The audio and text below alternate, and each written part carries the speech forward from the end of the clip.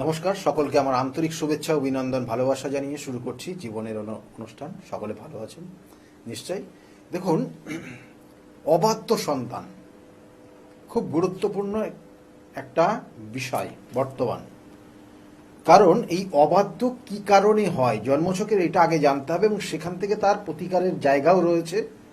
বিগত দিনে সেই জায়গা থেকে তারা বেরিয়ে আসতেও পারে, তার প্রতিকার প্রতিবিধান যদি সঠিকভাবে করতে পারেন। কারণ আমি বলি, অবাধ্য হয় একটা জাতক জাতিকা, দেখবেন যে কখন, কারণ সে যখন মনে করে যে ভুলটাই ঠিক তার জীবনে, অর্থাৎ আপনি যখন বুঝবেন যে আপনি যেটা ভুল করছেন সেটা আপনার ক্ষেত্রে ঠিক, আপনি যখন এটা মেনে নেবেন যে না এই ভুলটা, মানে আপনি তখন প্রত্যেকের যে দোষ রয়েছে, দোষটা আপনি আপনার বুঝবেন না। আমার দোষ রয়েছে, আমি কিন্তু আমার দোষটা বুঝবো না। আপনার দোষও আছে, কিন্তু সেই দোষটা আপনি নিজে বুঝবেন না, অন্য কেউ তৃতীয় ব্যক্তি সেই দোষটা বুঝতে পারে। তাই ভুল, আপনি যখন ভুল পথে চলছেন সেটাই ভেবে নিয়েছেন আপনার ক্ষেত্রে ওটা ঠিক, কিন্তু আলটিমেটলি ওটা অ্যাকচুয়ালি ভুল। এই যখন দ্বিধাদ্বন্দ্ব তৈরি হয়, কারণ গুরুজন সর্বদাই তাদের যে জায়গাটা রয়েছে, গুরুজনের সর্বদাই ওই কালটা পার করে এসছে, তাদের অভিজ্ঞতা যথেষ্ট গুরুত্বপূর্ণ।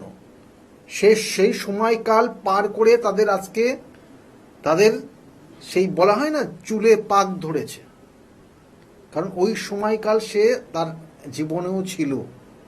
সেই জন্য কোন স্টেপটা সে নিজেও হয়তো ভুল করেছিল, পরে সে সেই সংশোধন করে নিজে অনুশোচনা ভোগ করে, নিজের মধ্যে সেই ডিপ্রেশন কাজ করে, কোনো কোনো সময় সে কষ্ট অনুভব করে যে এই সময়টা তাকে এরকম না করলে আজকে সে খুব ভালো জায়গায় পৌঁছাতো। আর এই অভিজ্ঞতাটা যখন তার সন্তান বা তার ছোটদের ওপর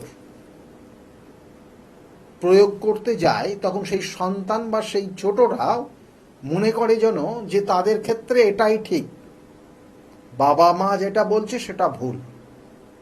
এবং সেও একটা সময় অনুশোচনা করবে ভবিষ্যতে গিয়ে যে সে যেটা করেছে সেটা ভুল ছিল, বাবা মা যেটা বলেছিল সেটাই ঠিক ছিল। এবং এর অনুশোচনা তাদেরকে ব্যথিত করবে, একটা সময় ডিপ্রেশনে নিয়ে যাবে। কিন্তু বর্তমান সে তো আপনার কথা শুনছে না, সে আপনার অবাধ্য হয়ে গেছে। আপনি যদি কিছু বলতে যান, আপনার ওপর অত্যাচার শুরু করতে পারে, এমনকি হাতাহাতি, আপনার ওপর গায়ে হাত পর্যন্ত তুলতে পারে। বিভিন্ন ক্ষেত্রে বিভিন্ন সময় বিভিন্নভাবে দেখা গেছে। কখনো কখনো এই সন্তানগুলো অবাধ্য হয়ে নেশায় আসক্ত পর্যন্ত হয়ে যায়। অসৎ বন্ধুর সঙ্গে মিশে গিয়ে সেই অসৎ বন্ধুরা এই সকল জাতক জাতিকাকে যা বুঝাবে সেটাই তার মান্যতা দেয়, গুরুত্ব দেয়, এবং সেই পথে চলতে গিয়ে তার কেরিয়ারটা পুরো নষ্ট করে ফেলে। সে জীবনে কিচ্ছু করতে পারে না লাস্টে, এবং এ অন্যের উপর ডিপেন্ড হয়ে যায় পরবর্তী টাইমে। সেই জন্য যারা এখনো এই ধরনের অবাধ্য জায়গায় চলছেন বা চলছো, তারা সতর্ক হও, ভবিষ্যতে তাদের নির্দিষ্ট ওয়ে রয়েছে। কারণ তোমার ক্ষেত্রে তোমার গুরুজন যা বলছে সেটা অবশ্যই তাদের বিগত দিনের অভিজ্ঞতার ফল। সেই জন্য যে কথাটা আমি বারবার বলি, অনেক সময় দেখবেন একটা জাতক জাতিকার তার নির্দিষ্ট লগ্ন বা চন্দ্রের অধিপতি বা চন্দ্র কোনো পীড়িতভাবে রয়েছে কানেকশন হয়ে, তাহলে এই সমস্যার তারা সম্মুখীন হয়। লগ্নপতি অর্থাৎ লগ্ন আমাদের জীবনের কিন্তু নির্দিষ্ট কানেকশন, আত্মাকে কানেক্ট করে, আপনার মস্তিষ্ককে কানেক্ট করে। আপনার মস্তিষ্ক কিভাবে কি উপদেশ কালেক্ট করছে, কোন সেন্সটা কাজ করছে, সেটা আপনার লগ্ন কানেক্টেড হয় এবং লগ্ন অনুযায়ী সেই ফল পান। আর চন্দ্র একটা জাতক জাতিকার তার মনকে প্রভাবিত করে। তাই আত্মা আর মন দুটো কিন্তু আলাদা। যখন এটা দুটো একই সঙ্গে একই গতিতে একই ছন্দে যখন মেলবন্ধন হয়, অর্থাৎ মেলে, তখন এই সকল জাতক জাতিকারা তারা জীবনে শুভ কাজগুলো করে, অর্থাৎ ভালো কিছু কাজের দিকে যায়, জীবনে ভালো ভালো জিনিস অ্যাচিভমেন্ট করে। এবং এটার জন্য কি করতে হবে, এটার জন্য খুব সহজ সরল জিনিস এবং এগুলোর সঠিক গাইডলাইন, সেটা হচ্ছে তার বাবা মাকে শ্রদ্ধা ভক্তির সঙ্গে দেখতে হবে। বাবা হচ্ছে রবি এবং বাবা হচ্ছেন তার লগ্নের কানেকশন, সেই আত্মা কানেক্ট করে। আর মা হচ্ছে এখানে সেই চন্দ্রকে কানেক্ট করে। তাই একটা জাতক জাতিকার ক্ষেত্রে রবি বা লগ্নপতি যদি পাওয়ারফুল জায়গায় থাকে, চন্দ্রের অধিপতি বা চন্দ্র যদি পাওয়ারফুল জায়গায় থাকে, তাহলে সেই সকল জাতক জাতিকার কোনোদিন জীবনে কোনো রেমেডি লাগে না। কারণ সে সেই পিতা মাতার স্নেহ মমতায় এবং সে নিজেও পিতামাতাকে যথেষ্ট শ্রদ্ধা ভক্তির চোখে দেখে সেই যে জায়গাটা পেয়েছে, তার মধ্যে যে পজিটিভ এনার্জি পেয়েছে খুব পাওয়ারফুল, এবং যেটা তার জীবনের অনেক বাধা বিপত্তিকে কাটিয়ে আগিয়ে যেতে সাহায্য করবে এবং নির্দিষ্ট লক্ষ্যে পৌঁছাতে পারবে। সেজন্য যদি যাদের ক্ষেত্রে এই জায়গাটার ব্রেক করছে, জানবেন যে তাদের জীবনের অনেক সমস্যা আছে। এবং এই সকল জাতক জাতিকারা কখনো কখনো তারা জীবনের সেই বন্ধু সঙ্গে মিশে যায় এবং অবাধ্য কিছু বন্ধুর সঙ্গে গিয়ে তাদের জীবনের কেরিয়ারটা ড্যামেজ করে ফেলে।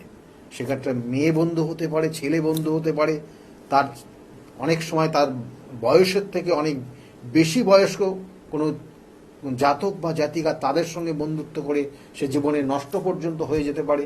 আবার অনেক ক্ষেত্রে বন্ধুরাই জীবনের একটা নির্দিষ্ট লক্ষ্যে নিয়ে যেতে পারে, অনেক সহযোগিতা তাদের মাধ্যমে পেতে পারে। সবটা ডিপেন্ড করবে সেই জন্মছকের কানেকশন। তাই অবাধ্য হয়ে যাওয়া অনেক সময় একটা জাতক জাতিকার দেখবেন যে জন্মছকের চতুর্থ ভাব পীড়িত রয়েছে, থার্ড হাউস নেগেটিভ ভাইব্রেশন দিচ্ছে, পঞ্চম ভাব নেগেটিভ ভাইব্রেশন দিয়ে দিয়েছে।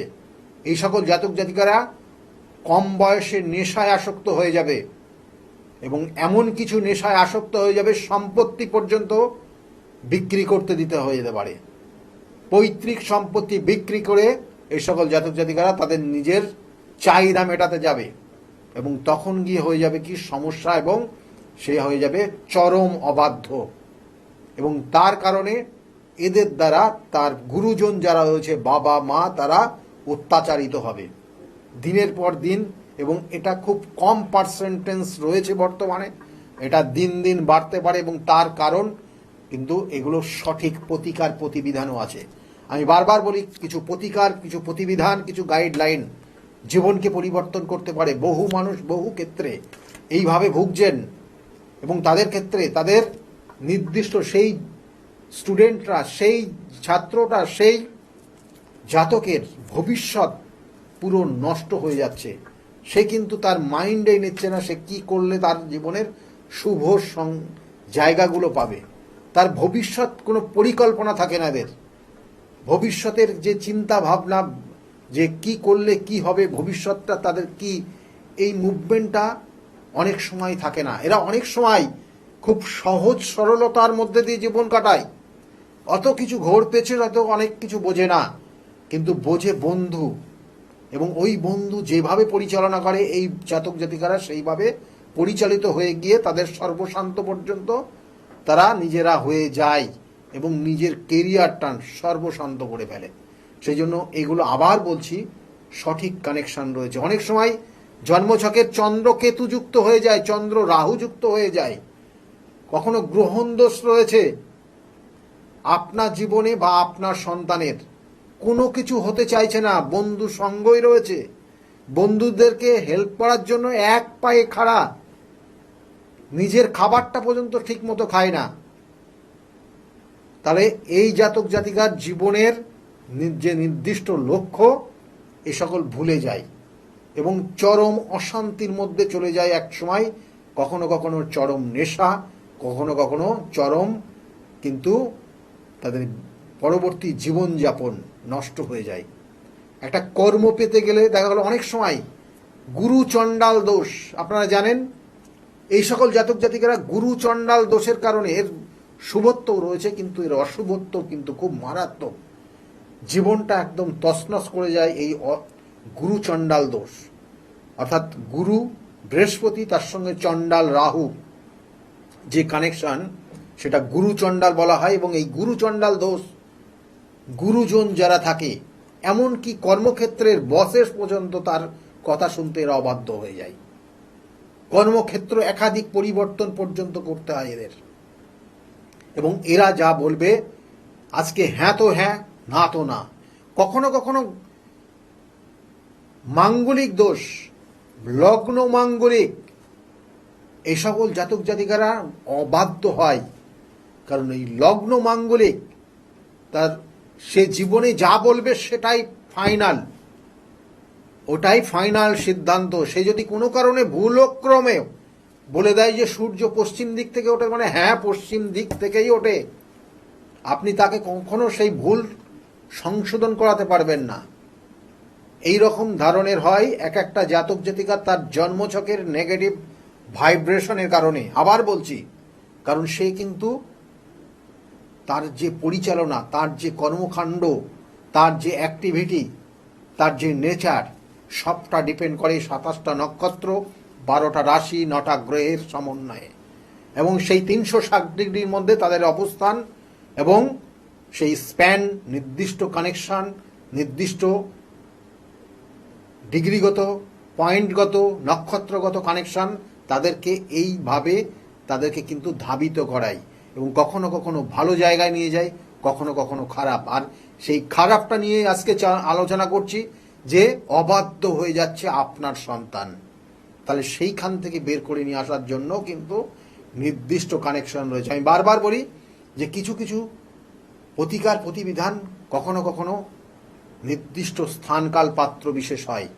কখনো কামাখ্যাতে তার প্রতিকার প্রতিবিধান হয়, কখনো কখনো তারাপীঠ মহাশ্মশানে তার প্রতিকার প্রতিবিধান হয়, কখনো কখনো বেনারসে তার প্রতিকার প্রতিবিধান হয়, কখনো নাসিকে তার প্রতিকার প্রতিবিধান হয়। নাসিক ত্রম্বকেশ্বর, আপনারা জানেন যে ত্রম্বকেশ্বর হচ্ছে কিন্তু শিবের দ্বাদশ জ্যোতির্লিঙ্গের একটা জ্যোতির্লিঙ্গ। এবং এই ত্রম্বকেশ্বরে হচ্ছে কাল সর্পদোষের প্রতিকার প্রতিবিধান হয়। এবং রাহুর বিশেষ বিশেষ নেগেটিভ ভাইব্রেশন, এখানে তার প্রতিকার প্রতিবিধান হয়। এছাড়াও বিভিন্ন নির্দিষ্ট ক্ষেত্র বিশেষ, যেমন বললাম কামাখ্যা, কখনো বেনারস, কখনো তারাপীঠ মহাশ্মশানে সেই শত্রু, কখনো কখনো শত্রু আপনাকে আষ্টে পিষ্টে মারছে, কখনো কখনো হয়তো জ্ঞাতি শত্রু বা নিজের খুব নিকট কোনো শত্রু, আত্মীয়তা, সে শত্রু আপনার এই সন্তানটাকে কিন্তু অন্য পথে পরিচালিত করছে, যাতে আপনার সঙ্গে সম্পর্ক ভালো না থাকে। তাহলে তার জন্য কিন্তু সঠিক, কারণ সমস্যাটা কোথা থেকে আসছে সেটার সঠিক বিচার রয়েছে। এবং সেই সমস্যার সঠিক বিচার করে তার সঠিক অর্থাৎ সঠিক যদি ট্রিটমেন্ট করা যায় বা সঠিক প্রতিকার প্রতিবিধান দেওয়া যায়, তাহলে সেখান থেকে আপনি বেরিয়ে আসতে পারবেন। যাই হোক, আমি বারবার বলি যে সঠিক প্রতিকার, সঠিক প্রতিবিধান, সঠিক গাইডলাইন জীবনকে পরিবর্তন করতে পারে। আর এগুলোর নির্দিষ্ট স্থানকাল পাত্র বিশেষ তার কাজ হয়।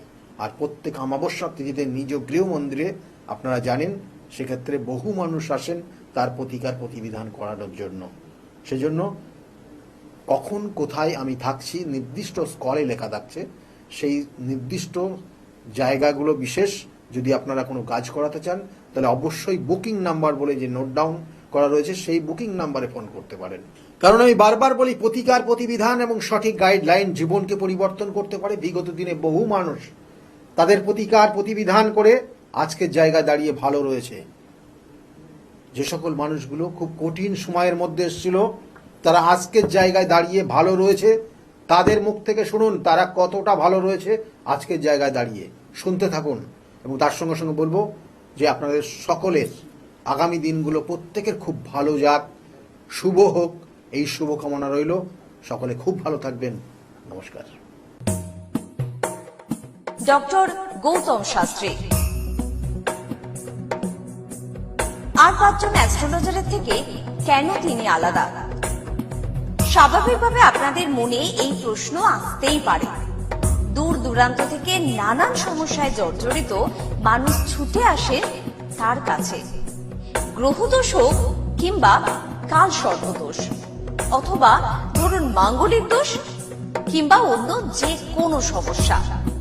তারা জানেন সব সমস্যা স্থায়ী সমাধানে এক এবং অদ্বিতীয় ডক্টর গৌতম শাস্ত্রী। চলুন আজ আপনাদের সাথে পরিচয় করিয়ে দিই এমন কিছু মানুষের এবং শুনে নিই তাদের কথা।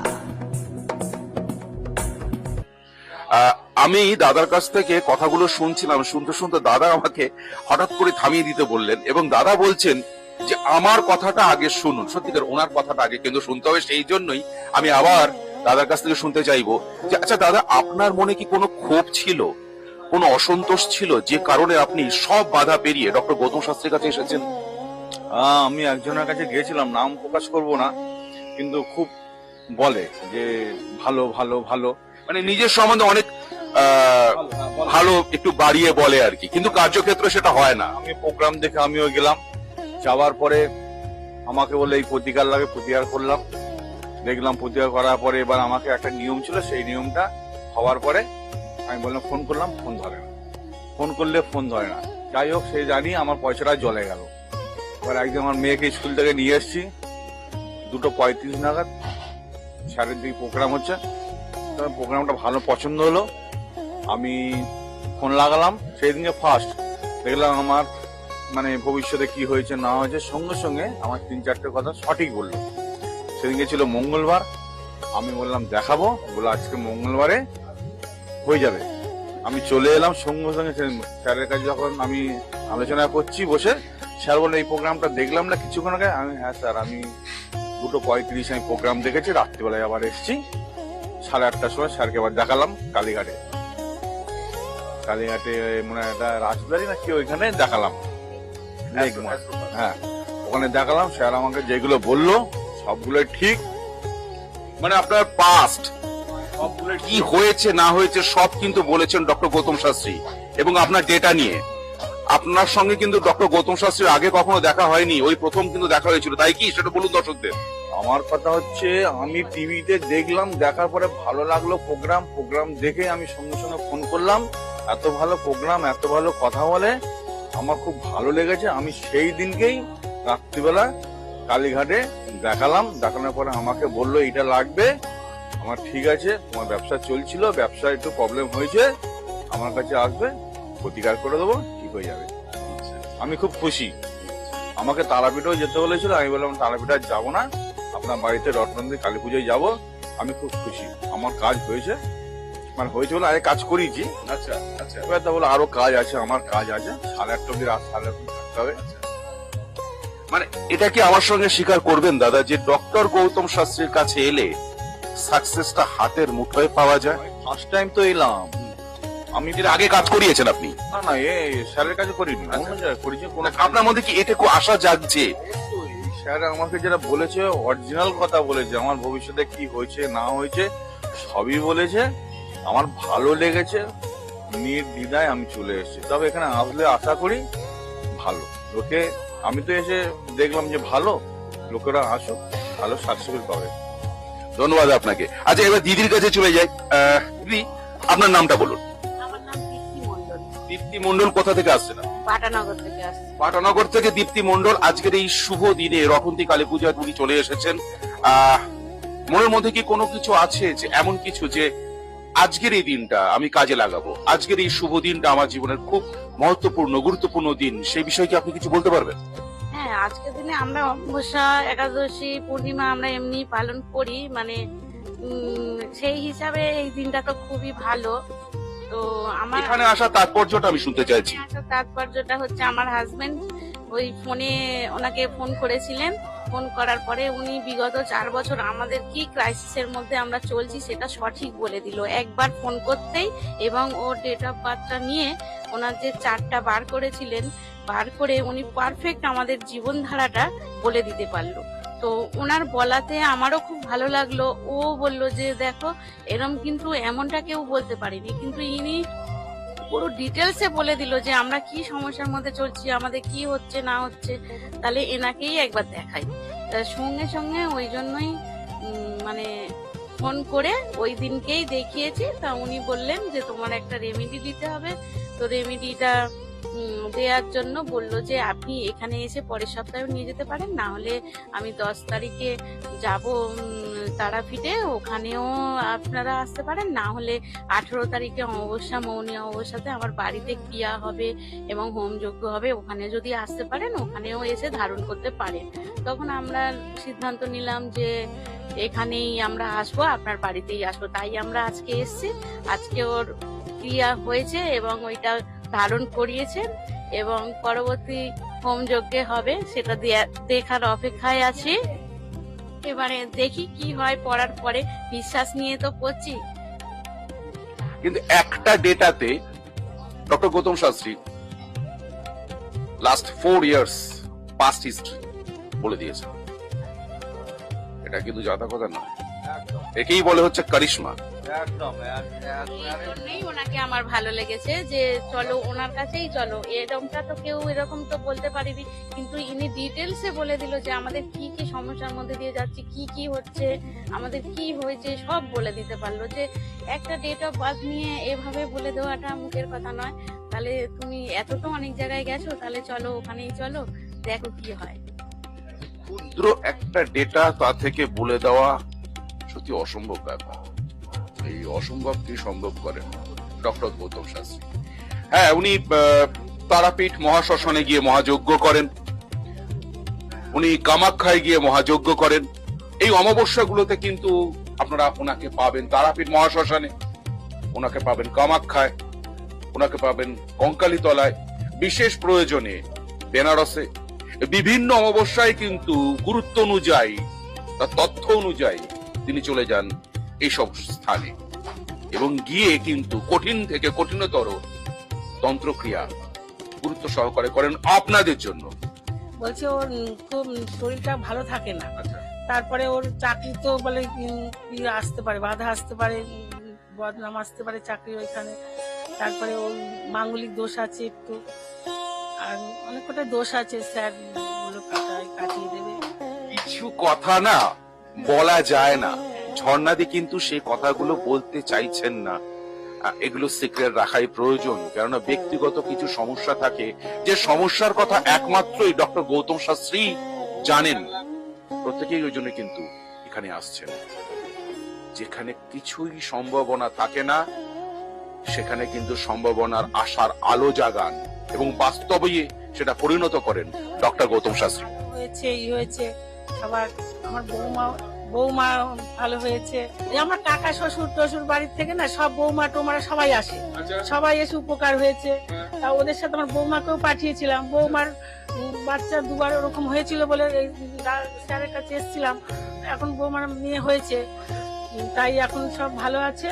তাই আবার মেয়েরও হাত দেখালাম, মেয়ের খুব এসব বললো, তাই মেয়েকে আবার নিয়ে এসেছি। আপনার নাম? মিনতি মন্ডল, কোথা থেকে আসছেন আপনি? কৃষ্ণনগর ডিমপুর। আচ্ছা, কি কারণে এসেছেন এখানে? বৌমার জন্য এসেছি। আচ্ছা, কি কোনো সমস্যার কারণে? সমস্যা, হ্যাঁ সমস্যা বলতে ওনার একটু, ওনার মা মারা গিয়েছিল আচ্ছা, আগুনে পুড়ে, ভয় ভয় করে সবসময়। আপনার নামটা কি? অর্চিতা মন্ডল। অর্চিতা মন্ডল। অর্চিতা মন্ডলের মা মারা যায় এবং তারপর থেকেই ওনার একটা ভয় ভয় ভাব থাকে, যেন মনে হয় মা বোধহয় আশেপাশে ঘুরে বেড়াচ্ছে, এরকম ধরনের। হ্যাঁ, ছেলে ফোন করলো আপনাকে? হ্যাঁ, ছেলে হঠাৎ করে মানে হঠাৎ করে ফোন? হঠাৎ করে একদিন ফোন করে বলছে, বাবা তুমি কোথায় আছো? আমি একটু অসুবিধার মধ্যে পড়ে আছি, তো আমি তোমার সঙ্গে ইমিডিয়েট কথা বলতে চাই। আমি তখন ওখান থেকে দিল্লিতে ছিলাম, দিল্লি থেকে আমার মানে ফ্লাইট করলাম, ফটাফট এমার্জেন্সি আমি চলে এলাম। আর ছেলে ফোন করেছে, এটা আমার কাছে একটা বিশাল বড় একটা মানে যে ছেলে চলে গিয়েছিল, মানে বাবাকে একটু বলতে গেলে আপনার ছেলের সাথে প্রায় সম্পর্ক শেষ, তলানিতে এসে ঠেকেছিল। সেই ছেলে কিন্তু মিরাকেল ভাবে আপনাকে ফোন করলো এবং বললো যে আমি আসতে চাই বাবা। আসতে চাইবো। এবং ডক্টর গৌতম শাস্ত্রীর কাছে এই বিষয়টা নিয়ে উত্থাপন করার ঠিক 41 কি 42 ডেজ এর পরেই উনি চলে এলেন, তাই তো? উনি চলে আসার পর, বাবা আমি তোমার কাছে থাকতে চাই, আর তুমি কি পড়াশোনা করবে? তো বললো, বাবা তুমি কি বলতে চাও? আর তুমি সিএ পড়ো, আমার যখন বিজনেস আছে, তোমারই বাড়ির সূত্রে তুমি। তারপরে আমি আলোচনা করে 70% শেয়ার ওনাকে দিয়ে ছেলেকে দিয়ে দিলাম। আমি এখন প্রায় 1 বছরের উপর হয়ে গেছে, এখন ছেলেটা এখানে সিএ পড়ছে, সেটেল হয়ে গেছে পুরো। সব থেকে বড় ব্যাপার, কম্পিটিশন মার্কেট ওয়েস্ট বেঙ্গলের মধ্যে, ইন্ডিয়াতে আমাদের প্যান ইন্ডিয়াতে কাজ চলছে। আমি অনেক কন্ট্যাক্ট আমার কাছে আছে, বাট রেলের টেন্ডারের জন্য আমার খুব ঝামেলা চলছিল প্রচন্ড ভাবে। হঠাৎ করে রেলের ডিআরএম, এই যে আসানসোল আর এই যে আমাদের আন্ডার ডিভিশনের যে ডিআরএম একদিন আমাকে ফোন করছে, বাবু আপনি তো L1 হয়ে গেছেন, আপনি জানেন না? আমি দেখিনি, আমি হোপলেস হয়ে গেছিলাম, না রেলের টেন্ডার কি হবে, আমি একটা সাধারণ মানুষ, অত বড় টেন্ডার আমি কি করে পাবো? ফট করে দেখি অনায়াসে বলছে আপনি তো L1 হয়েছেন, 28টা কোম্পানির মধ্যে আপনি L1 হয়েছে। আচ্ছা, এই একটা গেল। তারপরে টোটালি ডকুমেন্টস আছে, এ নয়, এটা টোটালি আমাদের 37,000 ইন্ডাস্ট্রি আছে ওয়েস্ট বেঙ্গলের মধ্যে। তার মধ্যে 500 ইন্ডাস্ট্রিকে সেন্ট্রাল চুজ করেছে, যেটা বেশি এমপ্লয় করে। তো সেন্ট্রাল গভর্নমেন্ট থেকে একটা অ্যাওয়ার্ড এসছে যে 500 কোম্পানির মধ্যে আমাদের কোম্পানি একটি কোম্পানি। এটা আমার কাছে সব থেকে বড় পাওনা। এই জিনিসগুলো উনি বলেছিলেন, যে আমি যে জিনিসগুলো বলছি, ডক্টর গৌতম শাস্ত্রী উনি বলেছিলেন আমাকে, মানে একটা ভবিষ্যৎবাণী। আচ্ছা, আমি মানতাম না। বলেছিল আপনি এইসব কাজগুলো করবেন, আপনার সময়টা প্রচন্ড ভালো আসছে, তবে 7.5 চলে যাবে, কিন্তু আপনি ঘাবড়াবেন না। যদি কোনো অসুবিধা হয় আপনি আমার কাছে আসবেন, লাগাতার কন্ট্যাক্ট রাখবেন, তার জন্য কোনো পয়সা লাগবে না। তখন আমি বললাম যে ঠিক আছে, কখনো কখনো অমাবস্যা, আজকে জাস্ট আমাকে ডেকেছিল, অনেক দুটো অমাবস্যায় মিস করেছি। আচ্ছা, এই প্রসঙ্গে কি আমি বলতে পারি যে বন্ধ ভাগ্যের দরজা খুলে দিতে পারেন ডক্টর গৌতম শাস্ত্রী? আমি এটা 80% আমি আমার মনের মানে 80% বলতে পারি। আমি 20% থেকে রাখতে পারি না, কারণ ভাগ্য একটা কাজ করে। 80% আমি বলে দিতে পারি। তার মানে কিন্তু জগন্নাথ মিত্র স্বীকার করছেন যে 80% আমি 80% একদম বিলিভ করি। বন্ধ ভাগ্যের দরজা খুলে দিতে পারেন ডক্টর গৌতম শাস্ত্রী। এটাই আমাদের কাছে সবচেয়ে বড় পাওয়া। থেকে উনি যখনই করবেন, 3-4টে ওনার কন্ট্যাক্ট আছে, ওনার কথাগুলোকে শুনতে হবে। খুব ভালো লাগলো, জগন্নাথ মিত্রের সঙ্গে কথা বললাম। জগন্নাথ মিত্র কিন্তু একটাই কথা বলেছেন যে আমার যে সব সমস্যাগুলো ছিল সেগুলো কিন্তু হতে পারে যে তার কেরিয়ারের দিক থেকে, তার ব্যবসার দিক থেকে, কিন্তু আরেকটা সম্পর্ক, যে ছেলে আসবে নাই, একদমই সব থেকে মেন আছে, যে আসবেই না বলেছিল বাবার কাছে, সে কিন্তু ফিরে এসেছে। কার জন্য? ডক্টর গৌতম শাস্ত্রীর জন্য। আপনারাও যারা এই অনুষ্ঠান দেখছেন তারাও কিন্তু এক বাক্যে স্বীকার করবেন যে সাকসেস হাতের মুঠোয় এনে দেন ডক্টর গৌতম শাস্ত্রী, বন্ধ ভাগ্যের দরজা খুলে দেন ডক্টর গৌতম শাস্ত্রী। কি নাম আপনার? আমার নাম মানিক করগুপ্ত। মানিক করগুপ্ত। আপনি কোথা থেকে এসেছেন? আমি কল্যাণী থেকে এসেছি। কিসের টানে, কিসের আকর্ষণ এখানে আসা? আমি অনেক জ্যোতিষীদের কাছে গিয়েছিলাম, কিন্তু আমি সেভাবে ফল পাইনি। আমি তারপরে টিভিতে ফলো করি, কার কাছে গেলে পাওয়া যায়। ফল তো পাওয়া যায়, কিন্তু কার কাছে গেলে আমি ফল পাবো সেটা আমি চেষ্টা করি। দেখতে দেখতে ওনার প্রোগ্রাম দেখি এবং ওনাকে আমি অনেক দিন ধরে ফলো করি। ফলো করার পরে আমার মনে হলো যে এরকম একটা ডক্টর গৌতম শাস্ত্রী ভদ্রলোক, তার কাছে গেলে আমি আশা করি কাজ পাবো। যে কাজের জন্য আমি চেষ্টায় রয়েছি সেই কাজটা আমি পাবো। মানে আপনি যে সমস্যা জর্জরিত, ডক্টর গৌতম শাস্ত্রী সেই সমস্যা থেকে আপনাকে উদ্ধার করতে পারবেন, এটাই এটাই আমার বাবা। মানিকবাবু খুব সুন্দর বললেন, কিন্তু অনেকের অনুষ্ঠান দেখেছেন, কিন্তু ডক্টর গৌতম শাস্ত্রীর যে প্রেডিকশন টিভিতে, সেটা থেকে অনেকেই অ্যাট্রাক্ট হন, যে একটা সামান্য ডেটা ফোনের মাধ্যমে বলে দিচ্ছে, তারপরে কি করে ভদ্রলোক তার পাস্ট, তার প্রেজেন্ট এন্ড ফিউচার ডিটেলসে বলে দিচ্ছে। সেই কারণে মানিকবাবু চলে এসেছেন আজকে, এবং উনি আশাবাদী ওনার যে সমস্যা আছে সেই সমস্যার সমাধান হবেই হবে, তাই তো? হ্যাঁ, আমি সেই আশাতেই ওনার কাছে এসেছি, এবং আমি বেশি দিন হয় না এসেছি। শুনলেন তো, এনাদের প্রত্যেকের আশা, ভরসা এবং বিশ্বাসের একটাই নাম, ডক্টর গৌতম শাস্ত্রী, যার সম্পর্কে আমরা এত কিছু শুনলাম।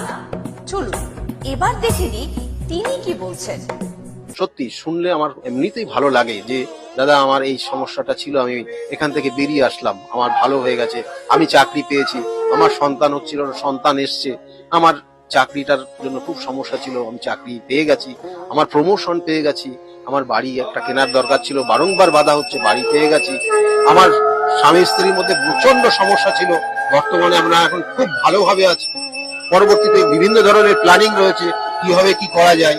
এই ধরনের ক্লায়েন্টই কিন্তু আমার কাছে বেশি দেখবেন, অর্থাৎ সবই রেফারেন্স ক্লায়েন্ট, অর্থাৎ তারা প্রতিকার নিয়েছে। আমি বারবার বলি যে প্রতিকার আগেই আপনার দেওয়া সম্ভব দরকার নেই, আপনি কিছুদিন ওয়েট করুন। বা কখনো কখনো বলি যে দেখুন যে অনেকে আসে যে আমার এই প্রতিকার সব একসঙ্গে করে দেন, আমি বলি না, দরকার নেই। তাহলে অনেক সময় মেয়ের করাচ্ছে, ছেলের করাচ্ছে, হাজবেন্ড সবার করাচ্ছে। আমি বলছি একজনের নেন, তারপরে আপনি সেখান থেকে রিকভারি করুন, সেই জায়গাটা কতটা ফল পাচ্ছেন দেখুন, তারপরে নেক্সট পরবর্তী জায়গাগুলো করে দেবো। এবং সেইভাবেই আমি দিই। অর্থাৎ আজকে ছেলের জন্য এসছে, ছেলের দুদিন পরে দেখুন তার কতটা ফিডব্যাক, ভালো পজিটিভ জায়গা আসছে কিনা, এবং তারা সেটা দেখছে পজিটিভ জায়গা আসছে, ভালো হচ্ছে, তারপরে অন্যান্য পরিবারের সমস্ত মেম্বাররাই করছে। আমি এইভাবেই করে দিই। অন্যরকম মনে করবেন, কারণ আপনি প্রশংসা শুনতে পছন্দ করেন না। এটা দেখুন, এগুলো মানে প্রত্যেকটা ক্যালকুলেশনের বিষয়। জ্যোতিষশাস্ত্র সবসময় ক্যালকুলেশনের উপর ডিপেন্ড করে, এবং সেটা সঠিক ক্যালকুলেশন যে পারে সেই করতে পারে, এবং সেটা সবটাই গুরুমুখী বিদ্যা। গুরুমুখী বিদ্যার বাইরে আপনি কোনোভাবে কিছু করতে পারবেন না। আর দেখুন, আমি শুধুমাত্র যে শুধু ওয়েস্ট বেঙ্গল বলুন তা না, আমার অল ইন্ডিয়া বেস আমার ক্লায়েন্ট রয়েছে, এবং অল ইন্ডিয়া শুধু বললে ভুল হবে, আমার কিন্তু অল ওয়ার্ল্ড বেস করে এখন বর্তমান ক্লায়েন্ট রয়েছে। তারা বিভিন্ন সূত্র ধরে তারা সেই যোগাযোগ এসছে, এবং তারা এই আবার বলছি, এগুলো কিন্তু প্রত্যেকটা তারা একজন প্রতিকার নিয়েছে তার সূত্র ধরে, তারাও কিন্তু প্রতিকার নিয়েছে। আজকে এই যে গত দুদিন আগে ফোন করেছিলেন একজন, তাকে আমি 1 মাস আগে প্রতিকার দিয়েছি, সেটা প্রতিকারটা পৌঁছাতে পারিনি, তারা নিজেরা পৌঁছে দিয়েছে। আমি সেই জন্য বলি যে অল ইন্ডিয়া সার্ভিস আমরাই দেব, আর ওয়ার্ল্ড বেস সার্ভিসটা আপনাদের দায়িত্বে সেটা কালেক্ট করতে হবে। এবং সেইভাবে কিন্তু তারা নিয়ে যাচ্ছে, এবং বললো যে আপনি কাজ করার পর, এই যে 1 মাস কাজ হয়ে গেছে, আমি কাজ করার পর আমার মা যখন আমাকে বললো যে তোমার কাজ কমপ্লিট হয়ে গেছে, আমি তারপরে কিছুদিনের পর থেকে আমার যে সমস্যা ছিল পুরো সমস্যা কেটে গেছে। কিন্তু তা কেন হয়েছে, তার জন্য কিন্তু কারণ রয়েছে। আমি বারবার বলি, দেখো প্রতিকার প্রতিবিধান যে জিনিসটা দেওয়া হয়েছে, আপনার সন্তান সেটা ধারণ করতে পারছেন না, সেটা তার জন্য মা বা বাবা যে কোনো একজন করতে হবে। অর্থাৎ সন্তানের জন্য মা বাবা করলেই সেটার এফেক্ট হবে। এবং সেই অনুযায়ী ওনারা বাইরে ছিলেন, ওনারা ইউএসএ আছেন, কিন্তু আজকে তিনি এই কলকাতার একটা নির্দিষ্ট জায়গায় থেকে তার মা সেই ক্রিয়া নির্দিষ্ট করেছে, তার এফেক্টটা সে পেয়েছে। কারণ প্রত্যেকটা এটা কিন্তু নারীর টান সন্তানের সঙ্গে মা বাবার, তাহলে সেই নারীর টানটা কিন্তু অবশ্যই কার্যকরী। এবং সেই জন্য আমি বারবার বলি, প্রতিকার প্রতিবিধান সঠিক গাইডলাইন জীবনকে পরিবর্তন করতে পারে। এই যে কৃষ্ণনগর থেকে অর্চিতা মণ্ডল, তার সঙ্গে কথা বলছিলাম, তিনি বলছেন যে তার মা মারা যাওয়ার পর তার যে আত্মা অর্চিতাকে ছাড়তে চাইছে না, কিন্তু অর্চিতার একটা ছোট্ট মেয়ে রয়েছে, তার স্বাভাবিক জীবন বা তার ভবিষ্যৎ জীবন নিয়ে সে ওরিড, সেই কারণে আপনার কাছে এসেছেন বা এসেছিলেন।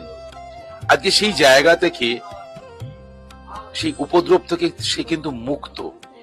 এই যে ভৌতিক উপদ্রব বা একটা আত্মার উপস্থিতিকে খণ্ডন করা, এটা হচ্ছে একটা অসাধ্য সাধন। আপনি আবারও স্বীকার করবেন না আমি জানি, তবু এটা এই প্রসঙ্গে আপনি যদি কিছু বলেন। আমি বারংবার বলে থাকি যে আত্মা সে শুধুমাত্র দেহ পরিবর্তন করে, জাস্ট দেহ পরিবর্তন করে অন্য দেহে সে রূপান্তরিত হয়। আমাদের আত্মা কিন্তু অমরণশীল বলা হয়। এবং এই যে ওনার ক্ষেত্রে আমি দেখেছি, দেখবেন যে আপনি সামনে যখন দেখবেন ওনাকে, তখনই মনে হবে যেন ওনার মধ্যে একটা নেগেটিভ এনার্জি কাজ করছে। এটা যারা মোটামুটি বোঝেন তারা সামনে গেলে বুঝতে পারবেন যে ওনার মধ্যে নেগেটিভ, ওনার চোখের দেখার ভাব বা অন্যান্য সব ক্ষেত্রে, এবং ওনার বাস্তুগত জায়গাতেও সমস্যা রয়েছে, এবং সেটা হয়তো মনে হয় সেখান থেকে পরিবর্তন করে ফেলেছে, কিন্তু ওনার মধ্যে সেই নেগেটিভ এনার্জিটা অলরেডি প্রবেশ করেছে। এবং সেটা যদি ওনার সামনে বলি তাহলে ওনারা অনেকটা ভীত হয়ে যাবে, ভয় পেয়ে যাবে। সেটা তো ওনাদেরকে সেইভাবে বলা হয়নি, বলা হয়েছে যে এটার একটা এফেক্ট রয়েছে আপনার। তা সেই অনুযায়ী আজকের যে আপনারা দেখলেন যে ওনার আজকে এই নির্দিষ্ট তিথিতে কাজ করা হলো, এবং এই নির্দিষ্ট তিথিতে কাজ করে ওনারা ওই জায়গার থেকে বেরিয়ে আসলেন। এবং ওটা কিন্তু আরো 3টে স্টেপে কাজ হবে, মানে একটা স্টেপে কাজ হবে না। তবুও ওটা অনেকটা প্রোগ্রেস হবে, ওনার মধ্যে কিছু পরিবর্তন হয়ে যাবে। ওনার যে সমস্যা, অনেক সময় এই ধরনের নেগেটিভ এনার্জি যার মধ্যে ক্রিয়েট হয়, তার সর্বপ্রথম ঘুম হয়ে যায়, বন্ধ হয়ে যায়, ঘুম ঠিক মতো হয় না, পায়ের নখের প্রবলেম হয়, জয়েন্টে প্রবলেম হয়, শারীরিক যে নির্দিষ্ট নিয়মাবলীগুলো রয়েছে আমাদের শরীরের, সেইগুলো কোথাও না কোথাও ব্রেক করে যায়। তাহলে এগুলো আপনারা বুঝবেন। তাহলে এবং খাওয়া দাওয়া অনেক সময় এদের ক্ষেত্রে কিন্তু কম হয়ে যায়, আবার কথায় কথায় এরা রেগে যায়, এটা ওনার মধ্যে রয়েছে। তাহলে সেই জন্য আজকে নির্দিষ্ট ক্রিয়ার মাধ্যমে সেটাকে নির্দিষ্টভাবে প্রতিকার প্রতিবিধান করা হলো, এবং এই প্রতিকার প্রতিবিধান নিয়ে আজকে আগামী কটা দিন সেইভাবে করবে, ক্রিয়া করবে, ওনাকেও ক্রিয়া করতে হবে যাতে ওনার ওই অশুভ শক্তিটা ওনার আশেপাশে না আসতে পারে। এবং সম্পূর্ণভাবে হয়তো সেটা কিছু কিছু এফেক্ট থাকবে, সেটা পরবর্তী অমাবস্যার দিনে আবার পুরোপুরি নির্মূল করে দেওয়া যাবে।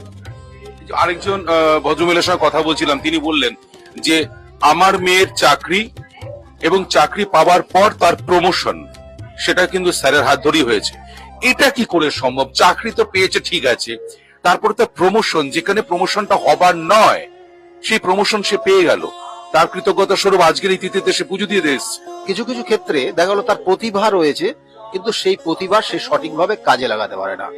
এগুলো জন্মছকের নির্দিষ্ট কিন্তু ক্যালকুলেশনের মাধ্যমে বার করা সম্ভব হয়, এবং সেটা আমি দেখি যে হ্যাঁ, এই জাতকের প্রতিভা রয়েছে কিন্তু সে কাজে লাগাতে পারছে না। কি কারণ? কারণটা এই কারণ।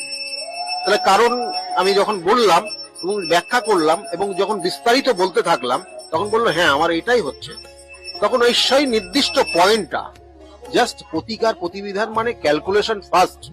অর্থাৎ আপনি যখন রোগ এর জন্য কোনো ডাক্তারের কাছে ট্রিটমেন্টে যান, তখন সর্বপ্রথম যিনি ডাক্তার, তিনি কিন্তু ডাক্তারবাবু কিন্তু সর্বপ্রথম একটা টেস্ট করেন, যে টেস্টের মাধ্যমে সেটা কনফার্ম হন যে এই রোগটা ওনার মধ্যে রয়েছে কি না।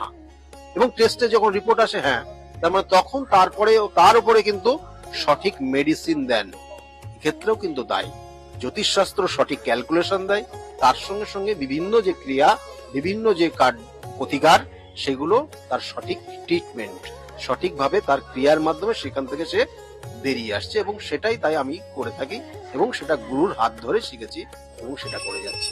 ক্যালকুলেশনটা আগেই আপনাকে শিখতে হবে, জানতে হবে, বুঝতে হবে, এবং গুরুর কৃপা আপনার উপর, সেই গুরুর আশীর্বাদ আপনাকে থাকতে হবে।